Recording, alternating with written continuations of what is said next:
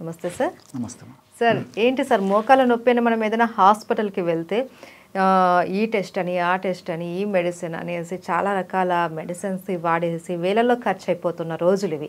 కానీ మీరు అసలు ఖర్చు లేకుండా మోకాల నొప్పుల్ని కంట్రోల్ చేయొచ్చు అనేసి చెప్తున్నారు. అది ఎలా సాధ్యం? ఏంటి మీ దగ్గర ఉన్న చిట్కా? చాలా మంచి ప్రశ్నమ్మా. మీరు అన్నట్లు ₹1000 ₹1,00,000 ఖర్చు పెట్టుకునేటువంటి పరిస్థితి అమ్మా మోకాళ్ళ నొప్పుల సమస్య. రెండవది పూర్వకాలము వయస్సు వచ్చినటువంటి వాళ్ళలో ఉండేటువంటి సమస్య అయితే ఈ రోజుల్లో 25 సంవత్సరాల నుంచే చాలా మందిలో మొదలయ్యేటువంటి పరిస్థితి ఏర్పడుతుందమ్మా. దీనికి 1,00,000 కారణాలు.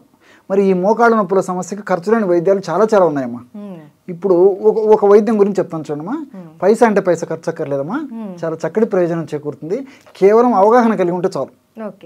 దీనిలో ఎలాంటి సైడ్ ఎఫెక్ట్స్ ఉండవు, అన్ని సైడ్ బెనిఫిట్స్ కూడా ఉంటాయమ్మా. అవి కూడా నేను చెప్తాను.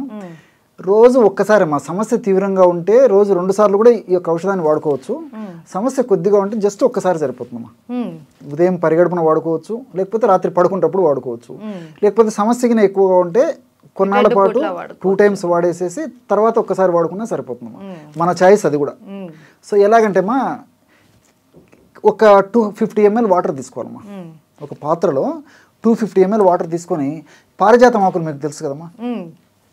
గ్రామాలు పట్టణాలు నగరాలతో నిమిత్తం లేకుండా ఎక్కడ పడితే ఇక్కడ పారిజాతం చెట్లు ఉంటాయమ్మా.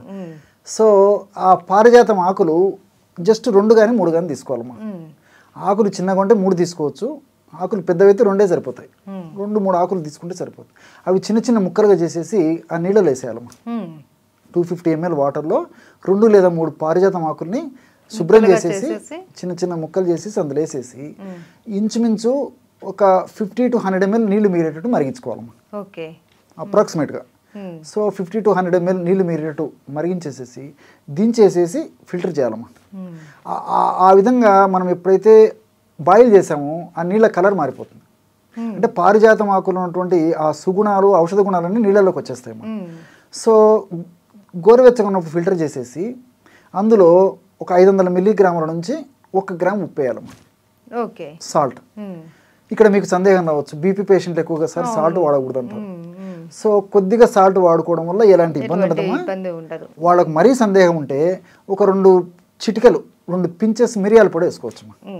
ఉప్పుతో పాటు ఉప్పు లేకుండా కూడా వాడుకోవచ్చు. ఉప్పు వేసుకుంటే మిరియాల అవసరం ఉండదు, మిరియాలు వేసుకుంటే ఉప్పు అవసరం ఉండదు. కాబట్టి అలాగే ఏదో ఒకటి సరిపోతుంది. జనరల్గా అయితే ఉప్పు వాడుతుంటారు. అదే ఇట్లా ఏదైనా డౌట్ ఉన్నటువంటి వాళ్ళైతే జస్ట్ మిరియాల పొడి సరిపోతుంది. షుగర్ లేనటువంటి వాళ్ళైతే ఇందులో తేనె యాడ్ చేసుకోవచ్చు. షుగర్ ఉంటే తేనె వద్దమ్మా. సో ఈ యొక్క ఔషధాన్ని 1 డోసుగా వాడుకోవాలి. ఇట్లా రెగ్యులర్గా వాడుకోవడం వల్ల చాలా త్వరగా ఆ మెడిసిన్లో ఉన్నటువంటి ఔషధ గుణాలన్నీ దేహంలో పనిచేసేసి మోకాళ్ళ నొప్పులకు కారణభూతమైనటువంటి వివిధ అంశాల యొక్క ప్రభావాన్ని నిర్వీర్యం చేసేసి నొప్పులు తగ్గిపోతాయమ్మా. సేఫ్టీ. సో ఇక్కడ ఎలా ఇదవుతుందంటమ్మా, ఈ మోకాళ్ళ నొప్పుల సమస్య ఉన్నటువంటి వాళ్ళలో ఇన్ఫ్లమేషన్ ప్రక్రియ జరుగుతుంటుందమ్మా. అదొక ప్రాసెస్ అనమాట. ఆ ఇన్ఫ్లమేషన్ ప్రక్రియ జరిగేటప్పుడు TNF ఆల్ఫా, అదేవిధంగా సైటోకైన్స్ ఇలాంటి అనేక రకాలైనటువంటి రసాయన పదార్థాలు అక్కడ ఉత్పత్తి అవుతుంటాయమ్మా. ప్రోస్టాగ్లాండిన్స్ ఇవన్నీ కూడా ఉత్పత్తి అయ్యే కొద్దీ నొప్పి, పోటు, సలుపు, బాధ ఇలాంటివన్నీ అసౌకర్యాలు కలుగుతుంటాయమ్మా. సో ఈ యొక్క పదార్థాన్ని ఈ పద్ధతిలో వాడుకోవడం వల్ల, అంటే పారిజాతం కషాయాన్ని ఈ పద్ధతిలో వాడుకోవడం వల్ల ఏం చేస్తుందమ్మా, ఆ యొక్క హానికారకమైనటువంటి పదార్థాల యొక్క ఉత్పత్తిని తగ్గించేస్తుందమ్మా. అట్లే అవి చేసేటువంటి హాని అంటే నొప్పి, పోటు, సలుపు ఇవన్నీ దానివల్లనే కలుగుతున్నాయి. కాబట్టి ఆ యొక్క శక్తిని నిర్వీర్యం చేసేస్తుంది, ఉత్పత్తి తగ్గిస్తుంది. అవి చేసేటువంటి ఆ దుర్లక్షణాలు ఏవైతే అవి కలగజేస్తాయి ఆ దుర్లక్షణాలు కూడా తగ్గించేస్తాయి. కాబట్టి సేఫ్టీగా పనిచేస్తుంది. రెండవది ఏంటంటే, ఈ మోకాళ్ళ భాగంలో ఈ నొప్పినటువంటి వాళ్ళలో కండరాలకు ఈ యొక్క ఎంజైమ్స్ ఉత్పత్తి సరిగ్గా లేకపోవడం చేత కండరాలు బాగా స్టిఫ్గా తయారైపోతాయి. గుజ్జు అన్నది తగ్గిపోతుంది. అది కీళ్ళమ్మా. ఈ మోకాళ్ళ భాగంలో కండరాలలో ఈ ఎంజైమ్ సరిగా ఉత్పత్తి కాకపోవడం వల్ల ఎంజైమ్స్ ఈ మజిల్స్ సరిగ్గా రిలాక్స్ కాలేవు, గట్టిగా పట్టేసి ఉంటుంది అన్నమాట. దానివల్ల బాధ ఉంటుంది. సో దాన్ని తగ్గించేటువంటి పరిస్థితి ఈ యొక్క పారిజాతం కషాయం చేస్తున్నాము. రెండోది ఏంటంటే, ఈ మోకాలు భాగంలో ఉన్నటువంటి నేను ఇంతకుముందు చెప్పినట్లు ఈ యొక్క కండరాలని నార్మల్గా చేయడమే కాకుండా ఆ మోకాళ్ళ భాగంలో ఉన్నటువంటి ఎముకల్లో ఉన్నటువంటి సమస్యను తొలగిస్తుంది. అదేవిధంగా రెండు ఎముకల మధ్యలో ఉన్నటువంటి ఆ కీళ్ళలో ఉన్నటువంటి సమస్యను తొలగిస్తుంది. అంతేకాకుండా గుజ్జును బాగా ఉత్పత్తి చేసేందుకు ఇది ఉపయోగపడుతుంది. గుజ్జు త్వరగా అరగకుండా ఉండేందుకు ఇది ఉపయోగపడుతుంది. అదేవిధంగా గుజ్జు ఇంతకుముందు చెప్పినట్టు చక్కగా ప్రొడ్యూస్ అయ్యేందుకమ్మా మోకాళ్ళ భాగంలో. అట్నే కార్టిలేజ్ అనేటువంటి మృదులాస్తి ఉంటుందమ్మా ఆ రెండు ఎముకల మధ్యలో. ఆ కార్టిలేజ్ని కూడా బాగా రక్షించేందుకు ఉపయోగపడుతుందమ్మా. దీనివల్ల మల్టిపుల్ బెనిఫిట్స్ ఉన్నాయి, చాలా బెనిఫిట్స్ ఉన్నాయి. మోకాలకు సంబంధించిన ప్రతి ప్రాబ్లం మనకు క్లియర్ అయిపోయింది. రెండోది ఏంటంటే ఆధునికంగా మనం ఆలోచించినప్పటికమ్మా ఇందులో ఆస్పిరిన్ లాంటి ఒక పదార్థం ఉందమ్మా, మిథైల్ సాలిసిలేట్ అని చెప్పి చెప్తుంటారు సర్వసాధారణంగా. ఈ ఆస్పిరిన్ లాంటి పదార్థము ఈ యొక్క కషాయంలో అంటే ఈ పారిజాతం ఆకులో ఉంటుంది కాబట్టి ఆ ఆస్పిరిన్ సర్వసాధారణంగా నొప్పులు తగ్గేదానికి వాడుతుంటారు అనమాట. NSAID అంటారు అనమాట, non steroidal anti inflammatory drugs అని చెప్పేసి ఆధునికంగా ఇంగ్లీష్ వైద్యంలో వాడుతుంటారమ్మా. సో ఈ ఆస్పిరిన్ లాంటి పదార్థము ఈ యొక్క ఇది చెప్పాను కదమ్మా, ఈ ఆకులు ఉంటుందమ్మా.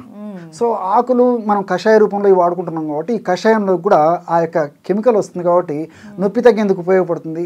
అందులో ఇంకోటి అంటే న్యాచురల్గా మనం బాడీకి అందజేస్తున్నాం కాబట్టి సైడ్ ఎఫెక్ట్స్ ఉండవు, అన్ని సైడ్ బెనిఫిట్స్ ఉంటాయమ్మా.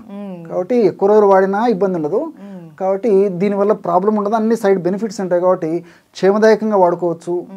మీరు అడిగినట్లే పైసా అంటే పైసా ఖర్చు ఉండదు, ఎక్కడికి కాకపోతే కేవలం ఒక కషాయనే తాగొచ్చమ్మా. ఉప్పు తర్వాత మిరియాల పొడి లేదన్నా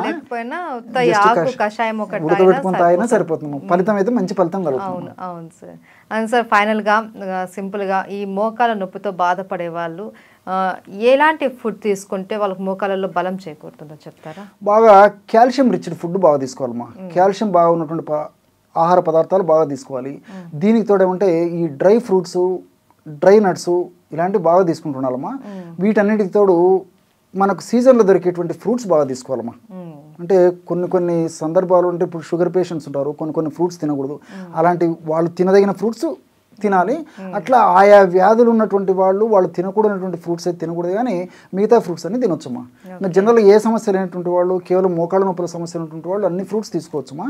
ఈ విధంగా డ్రై నట్స్, డ్రై ఫ్రూట్స్, అదేవిధంగా మనకు డైలీ లభించేటువంటి ఈ సీజనల్ ఫ్రూట్స్ ఇవన్నీ తీసుకోవచ్చు. రెండవది ఏమంటే దుంపకూరలు ఎంత దూరంగా ఉంటే అంత మంచిదమ్మా. దుంపకూరలు వాడుకోవడం వల్ల ఈ మోకాళ్ళ నొప్పులకు సంబంధించినటువంటి కొన్ని రకాలైనటువంటి కెమికల్స్ ఎక్కువగా ఉత్పత్తి అయ్యి దానివల్ల నొప్పులు ఎక్కువైనటువంటి పరిస్థితి ఏర్పడుతుంది. కాబట్టి ఈ దుంపకూరలు ఎంత అవాయిడ్ చేయగలిగితే అంత మంచిది. అదేవిధంగా చన్నీళ్ళు కూడా పనికిరావమ్మా. నార్మల్ టెంపరేచర్ ఉన్నటువంటి వాటర్ తాగుతుండాలి, కానీ ఇలాంటి వాళ్ళు ఈ చన్నీళ్ళు, తర్వాత ఈ ఐస్ వాటర్, కోల్డ్ వాటర్ ఇవి తాగడం వల్ల కూడా నొప్పులు ఒక పట్టాన తగ్గవు, సమస్య మరింత జటిలమైనటువంటి పరిస్థితి ఏర్పడుతుంది. వీటన్నిటితో ఏమంటే ప్రకృతి సిద్ధంగా సహసిద్ధంగా లభించేటువంటి పదార్థాలను ఎక్కువగా తీసుకోవడం మంచిదమ్మా. అంటే మనం ఉడకబెట్టడము, వేయించడము, ఫ్రై చేయడము అంటే ఇలాంటి ఇవన్నీ కాకుండా రోజు మనం తీసుకునేటువంటి ఆహార పదార్థంలో కనీసము 40% వరకైనా న్యాచురల్ ఫుడ్ తీసుకోవడం వల్ల ఈ యొక్క సమస్యకు చాలా చక్కటి పరిష్కారం దొరుకుతుందమ్మా. ఈ ఆకుకూరలు తీసుకోవచ్చు, కూరగాయలు తీసుకోవచ్చు. ఆకుకూరల్లో కూడా పుష్కలంగా ఉంటుందమ్మా.